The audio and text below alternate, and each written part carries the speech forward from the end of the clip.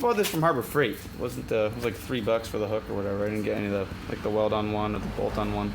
I figured I'd leave, instead of cutting that off, I'd leave those two things on there. Maybe they'd come in handy for a clevis somehow. So I don't think it's gonna hurt to have them on there. I decided to use 2 little pieces of plate to kind of spread a little bit of the load onto the bucket if I could. I wasn't sure if just welding it straight to the bucket was gonna, bow or bend the bucket a little bit. If I still am nervous about it, I might put some supports on the bottom underneath.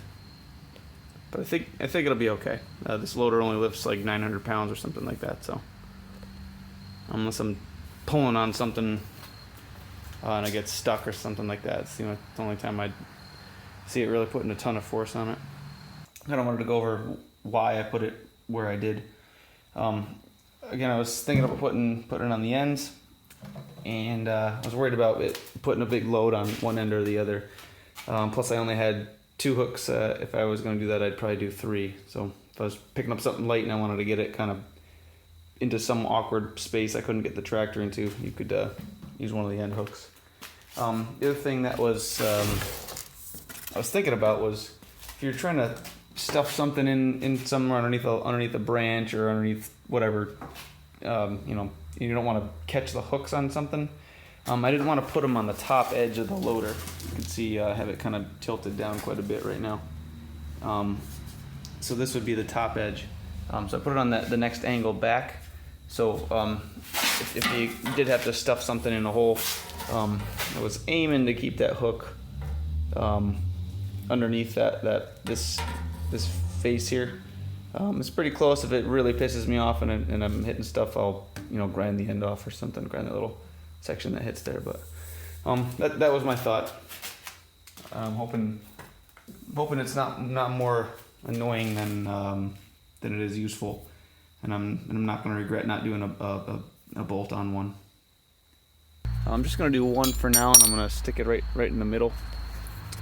I welded a hook to a flat little plate, and I didn't want it to stick up like in front of the bucket just in case I was trying to pull something out of somewhere and I didn't want the hook grabbing stuff and getting annoying.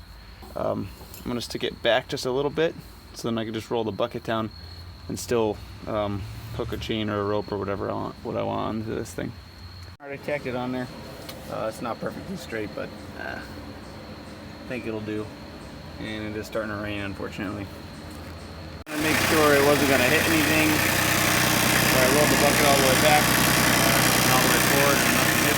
And it's still good. So looks like we're in good shape. So I'll finish welding it on there.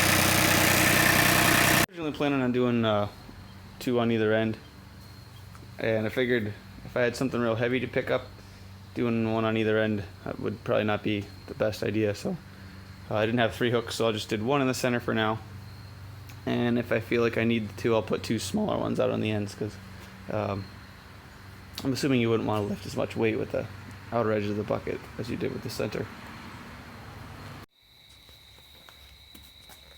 So just painted up. It's almost dry. I'm hoping it turns out to be pretty close to the same color. Maybe I should have chosen the flat black as opposed to I think this was satin or something. What does it say? Semi-gloss. So, but that's it. It's done.